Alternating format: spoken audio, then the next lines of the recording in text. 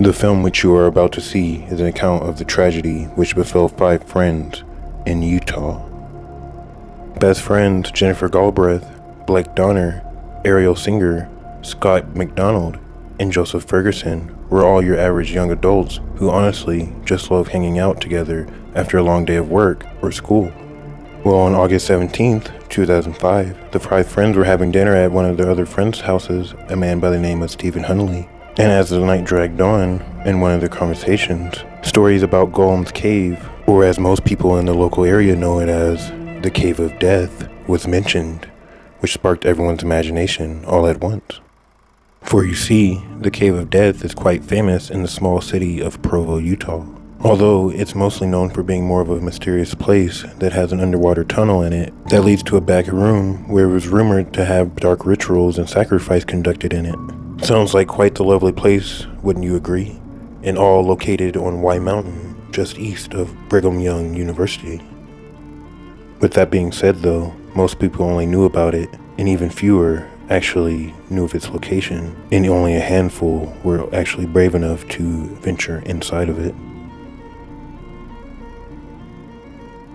The cave itself is about a 10 to 20 minute hike from a small golf course parking lot located on Y Mountain. Once you hiked up the mountain for about 10 to 20 minutes, you'll see a huge formation of boulders, where it descends down about 15 feet or 4.5 meters to a cave floor.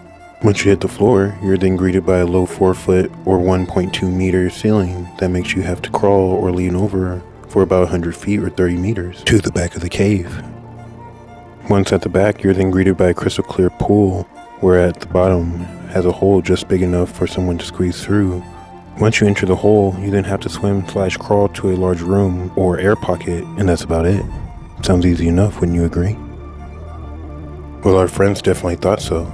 And while talking about the mysterious cave and what may lurk inside, Jennifer would decide that now would be a great time to let the rest of the group in on her little secret. And that was that she knew exactly where the cave was, and that she had even ventured inside and been to the back room of the cave. But as expected though, all of the other friends didn't really believe her.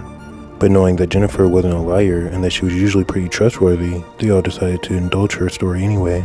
So then she went on to tell them that she once explored the cave with another group of friends, and the main thing that she remembers from it was how cold the water actually was, but how beautiful it was as well.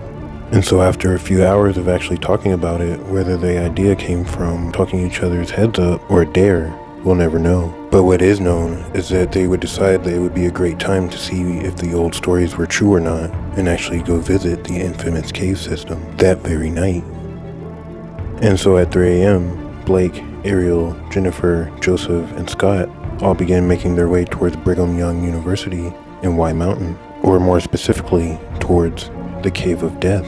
Their 6th friend, Stephen Hunley, decided to stay back though, since he had work the next day, a decision that would later save his life. As the 5 friends all made it to the small parking lot, they all grabbed their flashlights, and Jennifer began to lead the group to the cave, and after a short hike up the face of the mountain, she was able to find the boulder formation like she described to the group earlier in the night. As the friends made their way to the entrance of the cave, their skepticism and doubt from earlier in the night would immediately turn to excitement and the itch for adventure. Though unfortunately, other than flashlights, the 5 friends were dressed in nothing but flip-flops, shorts, and t-shirts, and were relying on an old rope that was already in the cave as their guideline. So to say that they were unprepared would be the understatement of the year. As the 5 friends started to make their way down the initial 15 feet or 4.5 meter shaft that leads into the cave, Joseph, who was at the back of the group, started to have second thoughts. And whether it was nerves or a deep feeling in his gut, decides to head back to the top and just wait for his friends at the entrance. Regardless of why he made this choice though, it also, in the end, will have saved his life. Meanwhile, Blake, Ariel, and Scott all kept heading deeper inside the shaft, with Jennifer leading the pack. And as the group reached the 4-foot or 1.2 meter tall ceiling, they were able to crawl the 100 feet or 30 meters to the crystal clear pool. And one after the other, beginning with Jennifer, all began swim/crawling through the flooded tunnel, and were able to make it to the back room, where they were able to hang out for a bit.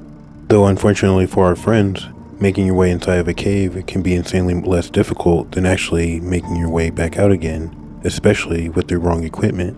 And so when the group was ready to make their way back out again, Jennifer would be the one to lead them back to the top. As the group was making their way out, Jennifer would suddenly become stuck on some rocks inside the tunnel midway through. And unfortunately, without a light that can work underwater, she was dealing with this in pitch black darkness, which eventually leads to Jennifer's drowning, which unfortunately happened a lot faster due to her panicking. And unfortunately, Ariel, Scott, and Blake were already in the tunnel as well. And as soon as they reached Jennifer's body in the blind darkness, they began to panic as well. And not before long, Jennifer, Ariel, Blake, and Scott were all gone, stuck inside the earth with only one person who could save them. Meanwhile, back up top, Joseph is beginning to worry. When about at the 45-minute mark, he looks down inside the cave and still doesn't see or hear anything from his friends. So at this time, he decides to start calling friends from around the area to see if anyone might know anything about the cave or be able to help in any way. Though at this time, it was already about 4 to 5 o'clock in the morning, so chances of getting help were slim to none. But as minutes started to turn to hours, his worry also started to turn to distress and anxiety. And by 6:30 a.m., he finally decided to call 911 from his cell phone, as he is in a full-on hyperventilating state by this time. And as the rescue team and police started to show up to the golf course, like Josh told them, they were more amazed that this cave was even here than anything else, as it was such a clear hazard in the first place. Especially because as experts actually looked closely at the cave, they figured that it was actually probably man-made in an old abandoned mine and not a cave at all. Regardless, they got to work immediately in order to rescue the 4 friends.